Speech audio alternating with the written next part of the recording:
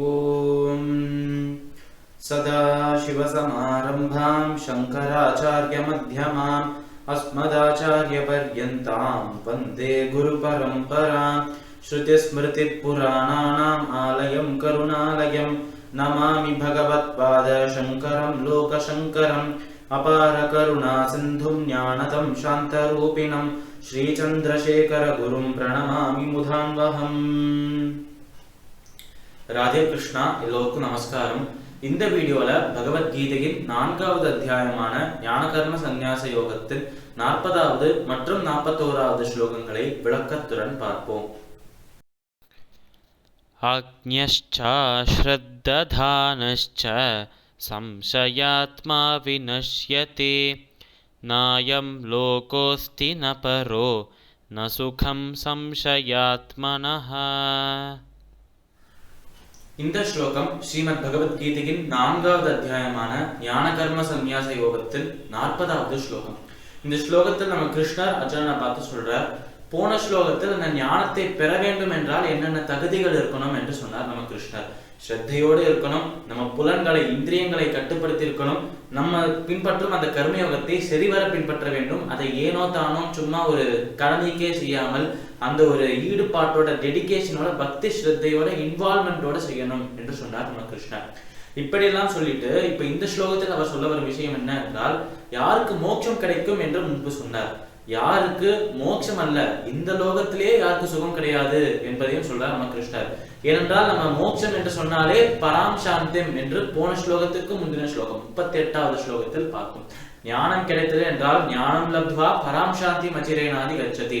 இந்த ஞானத்தை பெற்றுவிட்டோம் என்றால் பரம அமைதியாக, பரம நிம்மதியாக, பரம சாந்தியாக இருக்கும் அந்த மோட்ச முக்தி கிடைக்கும் என்று சொன்னார். அதனால் இந்த நிம்மதி என்பது பரம நிம்மதி என்று சொல்றாரே கிருஷ்ணர். அப்ப நார்மலான நிம்மதி, சாதாரண நிம்மதி இந்த உலகத்தில் கிடைக்கிறது. இந்த நிம்மதிக்கு, இந்த ஒரு அமைதிக்கு அப்பாற்பட்ட ஒரு அமைதியாக இருப்பதுதான் அந்த மோட்சம் என்று சொன்னார் நம்ம கிருஷ்ணர்.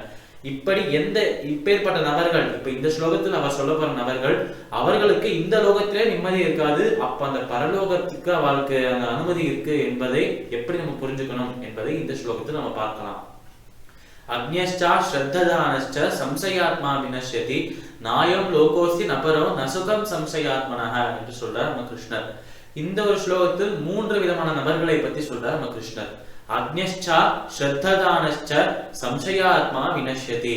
அக்ஞ்யஷ்ச அதாவது யார் ஒருவருக்கு இந்த விஷயங்கள் எல்லாம் தெரியவே தெரியாதோ, இந்த ஞானத்தை பெற வேண்டும் என்கிற அந்த ஒரு ஈடுபாட்டே இல்லாமல் இருக்கிறாரோ, இந்த ஞானத்தை எல்லாம் பெற்று நான் என்ன செய்ய போறேன், இதுல இருந்து எனக்கு என்ன கிடைக்க போறது, இந்த ஞானம் கிடைக்காம இருப்பதே நல்லதாக இருக்கு, பாரு இவ்வளவு விஷயங்கள் இந்த உலகத்துல இருக்கு, அதாவது இந்த லோகத்தில் அந்த சந்தோஷம் ஆனந்தம் என்பது கொட்டி கிடக்கிறது, நம்ம எந்த விஷயத்தை வேணாலும் செய்யலாம், நமக்கு இந்த உலகத்தில் முக்கியமாக தேவைப்படுற விஷயங்கள் இதுதான், அதனால் இந்த விஷயங்கள்லாம் இருந்தா இந்த லோகத்திலே சுகமா இருக்கலாம், நமக்கு எதுக்கு ஸ்வர்க்கம், நமக்கு எதுக்கு மோட்சம் முக்தி, நம்மளுக்கு இந்த பூமியில் திருப்பி திருப்பி பிறந்தால் இந்த விஷயங்கள் எல்லாம் அனுபவிக்கலாம் என்று தப்பான ஒரு எண்ணம் யாருக்கிட்ட இருக்கோ, இந்த லோகம் தான், இந்த லோகத்தில் கிடைக்கும் இந்த சின்ன சின்ன ஆனந்தங்கள் தான் நமக்கு வாழ்க்கையில கிடைக்கும் பெரிய வரங்களாக, பெரிய ஆனந்தங்களாக இருக்கு என்று இந்த லோகத்தோடையே அவளுடைய எண்ணங்களை முடித்து கொண்டு அந்த மோட்ச முக்தியை பற்றி நினைக்கவே மாட்டேங்கிறாளோ அவளுக்கு தான் அக்ஞ்யஷ்சா என்ற அந்த ஒரு வார்த்தையை, அந்த ஒரு சொல்லை பயன்படுத்துறாராம் நம்ம கிருஷ்ணர். அதனால் யார் ஒருவருக்கு அந்த மோட்ச முக்தியின் அந்த ஒரு நிம்மதி, அந்த மோட்ச முக்தியிலேருந்து நமக்கு கிடைக்கும் அந்த பரமானந்தம், அந்த ஒரு பரமானந்தத்தின் ஞானம் யாருக்கிட்ட இல்லையோ அவளுக்கு அக்ஞ்யஷ்சா என்று சொல்றார் கிருஷ்ணர். அக்ஞ்யஷ்சா ஸ்ரத்ததானஷ்ச அஸ்ரத்ததானஷ்ச என்று சொல்றார் நம்ம கிருஷ்ணர். நம்பிக்கை இல்லாதவர்கள், அதாவது இந்த விஷயத்தை இப்படி எல்லாம் செய்யறோம், இதில் எங்களுக்கு நம்பிக்கை இல்லை என்று சொல்கிறவர்கள் இவர்கள். அதனால் அந்த நம்பிக்கை இல்லாமல், பகவான் மீது நம்பிக்கை இல்லாமல், அந்த பகவான் சென்று அடைவதற்கான வழிகள் மீதும் நம்பிக்கை இல்லாமல் இருப்பவர்கள் அஸ்ரத்ததானஷ்ச என்று சொல்றார் கிருஷ்ணர். அதாவது இந்த விஷயங்களை பற்றி தெரிந்து கொள்ளவே வேண்டாம், இந்த ஞானமே எனக்கு வேண்டாம் என்று ஞானத்திலிருந்து விலகி இருக்கும் அஞ்ஞானிகள் அவர்களையும், அதே நேரத்தில் பகவான் மீது நம்பிக்கை இல்லாமல் இருக்கும் நம்பிக்கை அற்றவர்கள் அவர்களையும், இவா 2 பேருக்குமே நிம்மதி கிடைக்காது என்று சொல்றார். ஆனால் 3வதாக ஒருவரை பற்றி சொல்றார் கிருஷ்ணர். அக்ஞ்யஷ்ச ஸ்ரத்ததானஷ்ச சம்சயாத்மா விநஷ்யதே. ஆனால் இவர்கள் 2 பேரை கூட மாத்திக்கலாம். அதாவது நம்பிக்கை இல்லாதவருக்கு நம்பிக்கை கொடுத்துடலாம், அந்த நம்பிக்கை இந்த பகவான் இப்படி இருக்கார், இவர் தான் நம்ம காப்பாற்றுவார் என்று நம்பிக்கை கொடுத்துடலாம். ஞானம் இல்லாதவருக்கு ஒரு சரியான குரு, ஒரு சரியான கைடன்ஸ் இருக்கிற ஒரு குரு கிடைத்தார் என்றால் அவளுக்கு ஞானத்தை போதிக்கலாம், அந்த ஞானத்தை வைத்து அவர்களுக்கு முக்தி கிடைக்கலாம்.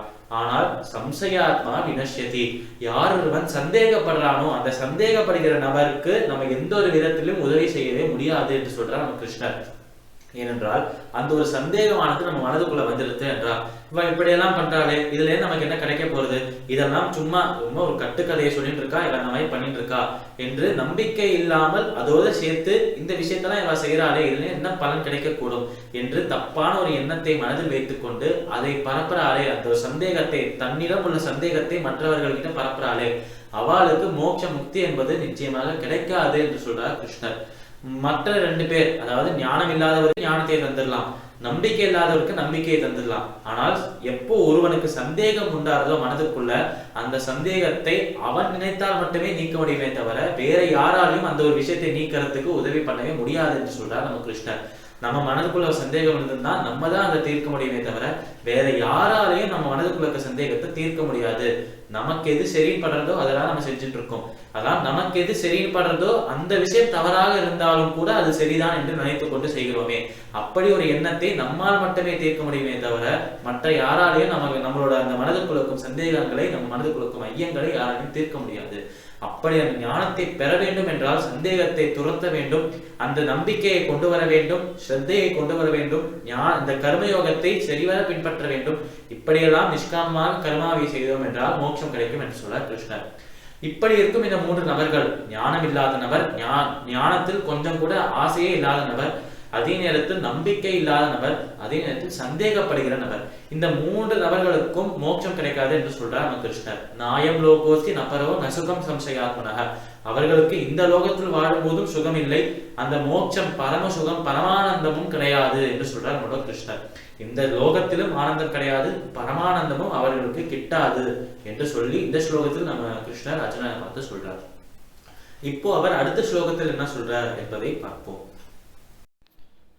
योगसन्न्यस्तकर्माणं ज्ञानसञ्चिन्नसंशयम् आत्मवन्तं न कर्माणि निबध्नन्ति धनञ्जय.